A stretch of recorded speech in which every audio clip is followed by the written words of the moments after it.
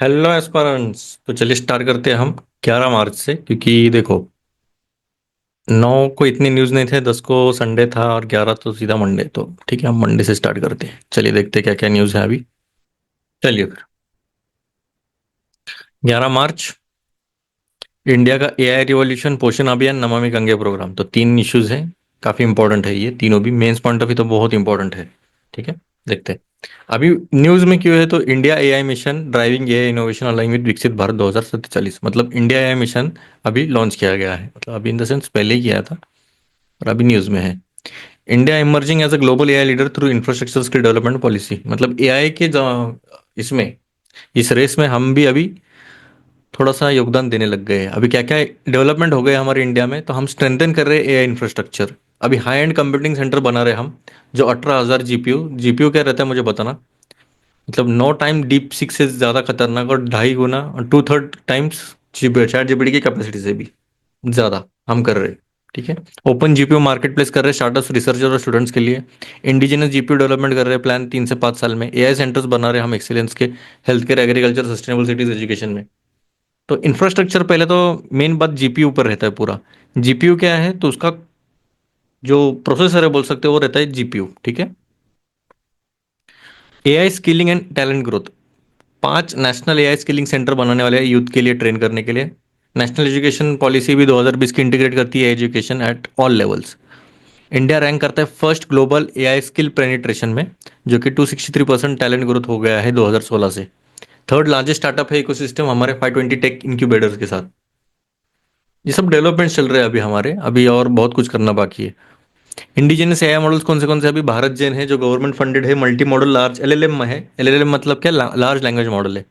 सर्वम एक है, 2 बिलियन पैरामीटर एआई मॉडल है इंडियन लैंग्वेज के लिए। अभी देखो भारत जन जो है एलएलएम याद रखिएगा, सर्वम जो है इंडियन लैंग्वेज के लिए। एआई कोशा किसके लिए है, तो non personal data set platform के लिए, गवर्नमेंट बैक्ड है। डिजिटल इंडिया, भाषिनी और चित्रलेखा, ये किसके लिए है, तो ये एआई ड्रिवन ट्रांसलेशन और वीडियो ट्रांसक्रिएशन टूल्स है ये। फिर डिजिटल पब्लिक इंफ्रास्ट्रक्चर भी हम कर रहे हैं एआई के साथ, जैसे कि आधार, एआई इंटीग्रेट कर रहे हैं हम आधार, यूपीआई, डिजी लॉकर को।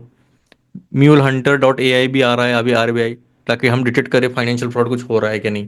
फिर एआई ड्रिवन इकोनॉमिक ग्रोथ भी आने लगी है। 80% जो इंडियन कंपनीज है प्रायोरिटाइज कर रही है एआई को। अभी देखो अगर आपको कुछ भी स्किल सेट सीखना है ना, तो एआई की रिगार्डिंग, अगर भले आपका टेक्निकल बैकग्राउंड हो या ना हो, अगर टेक्निकल हो तो काफ़ी इंपॉर्टेंट हो जाता है, क्योंकि एआई ही आगे बहुत ज़्यादा रूल करने वाला है। भले आप कितना भी क्या भी बोल लो, पर आगे जाके तो एआई का ही होने वाला है मार्केट पूरा। मार्केट क्या छोड़ो, अभी रोबोट्स ही आने वाले। इवन काम वाली बाई वगैरह ये सब थोड़े बंद ही होने वाले हैं। उसके बाद आपका इवन जो ट्रांसपोर्ट सेक्टर है वो भी एआई ड्रिवन ही होने वाला है। अभी तो एआई ड्रिवन हो चुका है, ऑलमोस्ट 50 to 60% तो हो गया है। ये ड्राइवरलेस कार्स वगैरह तो आप देख सकते हो, टेस्ला वगैरह। तो एआई तो ही है। फिर Gen AI startup funding surge 6 times. तो जनरेटिव एआई की अभी फंडिंग बहुत ज़्यादा बढ़ने लग गया है। 16% जो वर्ल्ड का एआई टैलेंट है इंडिया में है। अब देखो इंडिया के पास पोटेंशियल है, बस अभी इंफ्रास्ट्रक्चर की ज़रूरत है।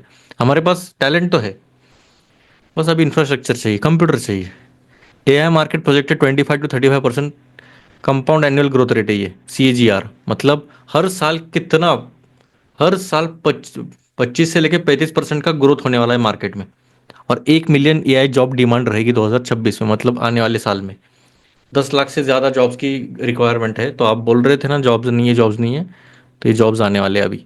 तो उसके लिए आपके पास स्किल होना चाहिए, जॉब्स मिलेगी पर स्किल होना चाहिए। स्किल नहीं है तो फिर कंपनी क्यों लेगी आपको।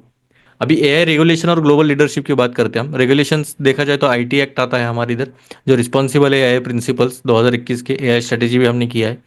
बैलेंस रेगुलेशन रखने की कोशिश कर रहे, ताकि जो डीप फेक है, प्राइवेसी और साइबर सिक्योरिटी जैसे रिस्क है, वो थोड़ा कम हो जाए।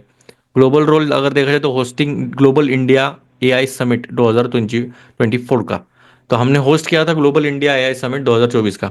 एक्टिव है हम G20 में, पेरिस एआई समिट में भी हमने होस्ट किया है गेस। और जेपी एआई का भी समिट हमने रखा था। मतलब ग्लोबल रोल में हमारा योगदान तो अच्छा खासा है।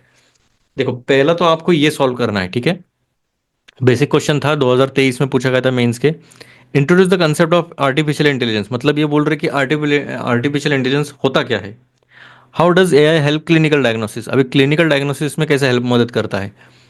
Do you perceive any threat, do you perceive any threat to the privacy of the individual in the use of AI in health care. अब ये प्राइवेसी की बात करता है कि अगर हेल्थ केयर में आप एआई यूज कर रहे हैं तो इंडिविजुअल की प्राइवेसी को कुछ थ्रेट रहेगा कि नहीं। तो 3 डायमेंशंस में पूछा गया है ये सवाल। एक्चुअली 3 नहीं, 4 डायमेंशंस में पूछा है, उधर ही आंसर हो जाता है आपका। पहले तो आपको डेफिनेशन बताना है, फिर एआई कैसा हेल्प करता है डायग्नोसिस में, और कोई थ्रेट है या नहीं प्राइवेसी के इंडिविजुअल्स के इसमें। अभी ये वाला सवाल आपके लिए होमवर्क है, ये आपको सॉल्व करना है, ठीक है। ये दोनों भी होमवर्क ही है वैसे। अभी इसके आंसर चाहिए तो आप मेरे टेलीग्राम चैनल पर देख सकते हो। सभी के आंसर्स दिए हैं मैंने, ये सब प्रीलिम और मेंस दोनों के दिए हैं। बस पहले आप खुद से सॉल्व करिएगा, फिर आप थोड़ा सा काउंटर चेक कर सकते हैं या फिर मुझे भेज सकते हो, कोई प्रॉब्लम नहीं। अभी प्रीवियस ईयर क्वेश्चन है 2020 का। ये थोड़ा गलत दिया था मेरे हिसाब से, क्योंकि पहले उतना उनको लगा नहीं कि शॉर्ट स्टोरीज और सॉन्ग्स रहेंगे, पर देखते हैं अभी क्या है आंसर इसका। ठीक है, ये ट्राई करिएगा सॉल्व करने का। अभी हम आते हैं पोषण अभियान पर। इंडिया का न्यूट्रिशन मिशन लॉन्च किया गया है 8 मार्च 2018। 23 आज तो 23 मार्च है, पर जो भी 8 मार्च को देख रहे हैं, अभी हम तो 11 मार्च का देख रहे थे, पर 8 मार्च को लॉन्च किया है। मिनिस्ट्री कौन सी है? तो ministry of women and child development है, लोकेशन झुंझुनू राजस्थान में। पोषण अभियान क्या है? तो एक फ्लैगशिप इनिशिएटिव है जो इंप्रूव करेगा न्यूट्रिशनल आउटकम जो चिल्ड्रन रहेंगे 0 से लेकर 6 साल तक, एडोलेसेंट गर्ल्स, प्रेग्नेंट वुमेन और लैक्टेटिंग मदर्स। ये कॉन्वर्जेंट टेक्नोलॉजी ड्रिवन और कम्युनिटी बेस्ड अप्रोच रहेगा। यह देख सकते हो, होलिस्टिक नरिशमेंट, सही पोषण देश रोशन। ये देख सकते हो लोगो वगैरह। ऑब्जेक्टिव देखा जाए तो हमें स्टंटिंग कम करना है 2% पर एनएम से, मतलब हर साल 2% कम होना चाहिए। न्यूट्रिशन भी 2%, एनीमिया भी 3%, मतलब लॉस ऑफ आयरन रहता है ये। आयरन की कमी की वजह से एनीमिया हो जाता है। लो बर्थ वेट 2%, ठीक है। 2 to 3, 3 किसमें? बस एनीमिया, बाकी सब 2 है। अब स्ट्रेटेजिक पिलर्स क्या है इसमें? इसमें क्या क्या करने वाले हैं? क्वालिटी सर्विस देंगे, टेक्नोलॉजी मॉनिटरिंग करेंगे, जन आंदोलन और मिशन पोषण 2.0। तो अभी क्वालिटी सर्विस में क्या क्या देंगे? आईसीडीएस है, एनएचएम है, नेशनल हेल्थ मिशन है, प्रधानमंत्री मातृ वंदना योजना, ये सब अभी स्ट्रेंथन करते हैं इनको। और ये फोकस करेंगे first 1000 days of child's life crucial for cognitive and physical development. जो पहले 1000 दिन रहते हैं बच्चे के लाइफ में, जैसे पैदा पैदा होता है वो, तो 1000 दिन काफी इंपॉर्टेंट रहते, तो वहां पर ये फोकस करने वाले। टेक्नोलॉजी और मॉनिटरिंग, ये पोषण ट्रैकर यूज करेंगे रियल टाइम डाटा मॉनिटरिंग के लिए बेनिफिशियरीज के लिए, और इंप्लीमेंट करेंगे आईसीडीएस जो कॉमन एप्लीकेशन सॉफ्टवेयर रहेगा, ताकि इंप्रूव करे आंगनवाड़ी सर्विस डिलीवरी के लिए। फिर जन आंदोलन कम्युनिटी मोबिलाइजेशन रहेगा, इंकरेज करेंगे कम्युनिटी पार्टिसिपेशन को न्यूट्रिशन अवेयरनेस प्रोग्राम में।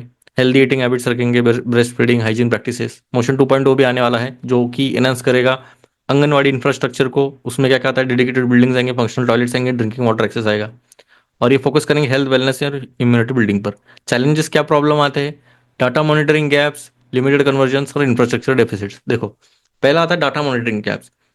अभी थोड़ा सा रिपोर्टिंग जो है वो इनकंसिस्टेंट हो जाता है, और रियल टाइम ट्रैकिंग भी थोड़ा सा लैक करते हैं, मतलब इंप्लीमेंटेशन पे लेवल थोड़ा सा खराब ही है। ऐसा देखा जाए तो कोई भी स्कीम पर इंप्लीमेंटेशन लेवल पर ही प्रॉब्लमेटिक आता है, पेपर पे तो बहुत अच्छा अच्छा दिखता है। लिमिटेड कन्वर्जेंस, कोऑर्डिनेशन नहीं है मिनिस्ट्रीज और डिपार्टमेंट्स का, इधर जाओ उधर जाओ, थोड़ा सा मिसमैच होता है और उसमें डिले हो जाता है। इंफ्रास्ट्रक्चर डेफिसिट, जैसे बताया कि आंगनवाड़ी सेंटर्स लैक करते हैं प्रॉपर फैसिलिटीज, जो हमने अभी देखा। इंफ्रास्ट्रक्चर डेवलपमेंट की बात कर रहे हैं तो वो इसमें दिखता है। अभी वे फॉरवर्ड क्या है ये पढ़ सकते हो आप, ज़्यादा डिटेल में जाने की जरूरत नहीं। ये कि क्या क्या होना चाहिए, ट्रांसपेरेंसी होनी चाहिए, इंप्लीमेंटेशन अच्छा होना चाहिए, अवेयरनेस कैंपेन होनी चाहिए। ये जनरलिस्टिक हो गए, हम बताते हैं एक बेस्ट आंसर क्या होता है। आप कोशिश कीजिएगा सॉल्व करने की। Discuss the significance of Poshan Abhiyan in addressing malnutrition in India. अब इसका सिग्निफिकेंस क्या है? पहला क्वेश्चन पूछा है, highlight the key strategies and challenges in its implementation. UPSC का नहीं, होमवर्क क्वेश्चन है, आपको फिर से सॉल्व करना है। पीवाईक्यू है ये। पीवाईक्यू जैसे बताता हूँ, ये पूरा यूपीएससी ने पूछा गया है सवाल, 2017 का है, नेशनल न्यूट्रिशन मिशन के रिगार्डिंग है। ऑब्जेक्टिव्स पूछे गए कि इसमें ऑब्जेक्टिव्स क्या हो सकते हैं। ये 4 ऑप्शन है, मुझे बताना क्या रह सकते। फिर आता है, ये भी प्रीवियस ईयर क्वेश्चन है, 2016 का पूछा गया था कि ग्लोबल हंगर इंडेक्स में क्या क्या आता है, इसमें तीनों में से क्या क्या आता है वो बताना है आपको। नमामि गंगे प्रोग्राम लास्ट वाला टॉपिक है हमारा। अभी ये जो प्रोग्राम है नाम में, ये नमामि गंगे मतलब क्या है? एक फ्लैगशिप इनिशिएटिव 2014 में किया था, ताकि जो गंगा रिवर है, जो पॉल्यूशन है, पॉल्यूटेड हो गई है बहुत ज़्यादा, तो उसको कम करना है, या फिर उसकी वाटर क्वालिटी जो है वो इम्प्रूव करना है। इसका बजट एलोकेट किया था 20,000 करोड़ 2014 से लेकर 21 तक। फिर बाद में और एक्सटेंड किया 2026 तक, और उसका जो बजट है 42,500 करोड़ रख दिया है। अभी की इंटरवेंशंस क्या है इसमें? निर्मल गंगा, अविरल गंगा, जन गंगा, ज्ञान गंगा। अभी इसमें क्या क्या करने वाले? ये setting up sewage treatment plants करेंगे। इंडस्ट्रियल और डोमेस्टिक वेस्ट जो है वो सीधा पानी, मतलब जो गंगा में है वो नहीं जाना चाहिए, इसलिए निर्मल हो जाएगी, क्लीन हो जाएगी। अविरल, अनइंटरप्टेड रिवर फ्लो होना चाहिए बायोडाइवर्सिटी कंजर्वेशन के लिए, मतलब कोई बाधा वगैरह नहीं लानी चाहिए। जनगंगा, कम्युनिटी पार्टिसिपेशन, जन नाम में ही है। ज्ञान मतलब क्या? Scientific research. अविरल मतलब क्या? अनइंटरप्टेड। और निर्मल मतलब क्या? क्लीन। तो ऐसी बात है। अचीवमेंट की बात कीजिए तो वाटर क्वालिटी इंप्रूवमेंट थोड़ा बहुत हो गया है, रिडक्शन हो गया बायोलॉजिकल ऑक्सीजन डिमांड में। बीओडी और सीओडी क्या रहता है, यूपीएससी प्रीलिम्स में क्वेश्चन पूछा गया है। बायोडाइवर्सिटी रिस्टोरेशन, गंगा की डॉल्फिन देखे गए हमें, पॉपुलेशन उनका इंक्रीज होते हुए, और ग्लोबल रिकॉग्निशन भी मिलने लग गया है, यूएन के top 10 world restoration flagship initiatives में से इसे माना जाता है। अभी चैलेंजेस क्या है, वही प्रॉब्लम है, industrial discharge, encroachment remain issues. Encroachment मतलब क्या, नदी के बाजू में वो सीधा बांधकाम वगैरह करते रहते। फिर एसटीपी मेंटेनेंस भी प्रॉब्लम है, सीवेज ट्रीटमेंट प्लांट्स की बात कर रहे हैं, फंडिंग है, गैप्स है। स्ट्रॉन्गर एनफोर्समेंट, कम्युनिटी इन्वॉल्वमेंट और कंटिन्यूस मॉनिटरिंग से ये अच्छा खासा हम कर सकते हैं। मेंस क्वेश्चन फिर से आपके लिए, discuss the significance of the Namami Gange programme in the reservation of Ganga river. तो इसका सिग्निफिकेंस क्या है, इसके की इंटरवेंशंस क्या है, अचीवमेंट क्या है, चैलेंजेस क्या है। ठीक है, आपको ये सॉल्व करना है। देखो ये क्वेश्चन प्लीज करा करिएगा, क्योंकि जब मेंस का टाइम आएगा ना, तब आपका पूरा ब्लाइंड हो जाएगा, आपको समझ में नहीं आएगा स्टार्ट कहाँ से करे, एंड कहाँ से करे। आप बस लिखना स्टार्ट कर दिए, भले कितना भी बुरा आंसर रहने दो, आपके पास ही रहेगा और मेरे पास रहेगा, और मैं कोई जज नहीं करने वाला, क्योंकि मेरे इससे भी डेंजर आंसर्स थे। आप सोच भी नहीं सकते ऐसे ऐसे आंसर्स लिखे थे। पर फिर बाद में ग्रेजुअली, देखो ये ग्रेजुअल प्रोसेस है, ये स्किल है, आंसर राइटिंग एक स्किल है। आपको वो डेवलप ही करना पड़ेगा, जब तक आप स्टार्ट नहीं करोगे तब तक आपका कुछ डेवलपमेंट नहीं होने वाला। अगर आपको ये एग्जाम निकालनी है तो मेंस आपके ही हाथ में है, बाकी हम कुछ नहीं कर सकते थे, प्रीलिम्स और मेंस ही आपके हाथ में है। इंटरव्यू का भरोसा नहीं है कुछ, क्या अभी कौन सा पैनल आएगा, कैसे मार्क्स देंगे, कुछ बोल नहीं सकते। तो आपके हाथ में मेंस है, मेंस में इतना स्कोर करना है कि भले ही एकदम कम से कम मार्क्स भी मिल गए, तभी भी आपको लिस्ट में नाम रहना चाहिए आपका। ठीक है, और इसके जो आंसर्स है प्रीलिम्स और मेंस के, ये टेलीग्राम चैनल में प्रोवाइड किए जाएंगे, जो कि है डिस्क्रिप्शन में, आप देख सकते हो। ठीक है, चलिए फिर, उम्मीद है आपको ये अच्छा लगा रहेगा। ये थोड़ा इनिशिएटिव, थोड़ा सा एफर्ट्स डाल रहा हूँ मैं, थोड़ा कोशिश करेंगे हम जल्दी से जल्दी खत्म करने की। चलिए फिर मिलते हैं। जय हिंद।